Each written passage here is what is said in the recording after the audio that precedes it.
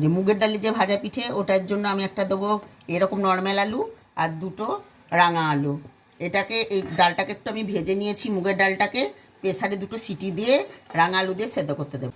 200 গ্রাম ডালের জন্য আমরা 400 গ্রাম মতো জল দেবো, একদম মাপিক হবে।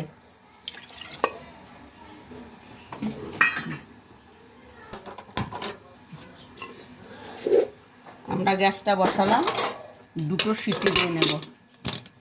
আমরা দুটো সিটি দিয়েছি, একদম মাপিক জল। কত সুন্দর সেদ্ধ হয়ে গেছে দেখুন, কোনো জল নেই, কিছু নেই, সেদ্ধও খুব সুন্দর হয়েছে, আলুটাও কেটে গেছে।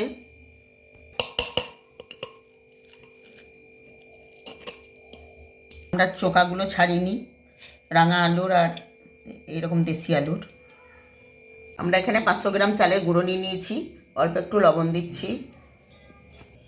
এবার রাঙা আলুগুলো, দেশি আলুটা এইভাবে আমরা দিয়ে দিচ্ছি। লবণ দিয়ে একটু হাতে করে আটাটাকে মেখে নিলাম। সিদ্ধ করা ডালটা দিয়ে আমরা চালের গুঁড়োটাকে মেখে নেব, তাতেই মাখতে হবে।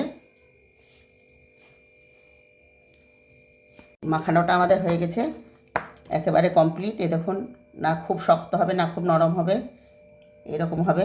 এবার আমরা 10 মিনিটের জন্য রেস্টে দেব ঢাকা দিয়ে। আমাদের 10 মিনিট হয়ে গেছে। 10 মিনিট পরে দেখুন কত সুন্দর আমাদের হয়েছে। এবার আমরা লেচি কেটে নেব। আমরা এইভাবে সব লেচিগুলো করে নেব। এখানে আমরা একটা নারকেল দিয়ে খেজুরের গুড় 200 গ্রাম দিয়ে একটা পুর করে তৈরি করে নিয়েছি। আমরা বাটির মতো এইভাবে এটা বানিয়ে এইভাবে পুর ভরে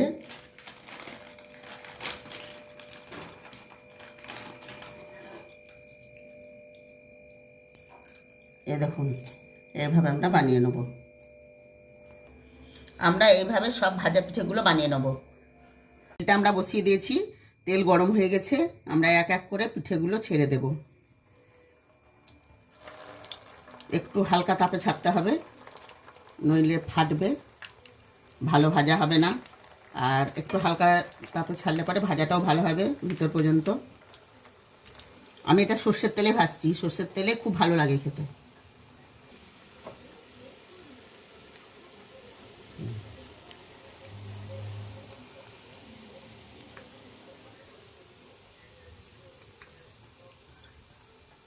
দেখুন আমাদের ভাজাটা হয়ে গেছে, কত সুন্দর লাল লাল।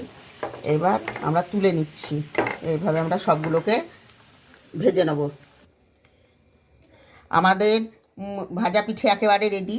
মুগ পিঠে প্রথম থেকে শেষ অবধি ভিডিওটা দেখবেন, এটা আমার বিশেষ অনুরোধ। আর এইভাবে অবশ্যই খাবেন, আর একটা লাইক কমেন্টও শেয়ার করবেন।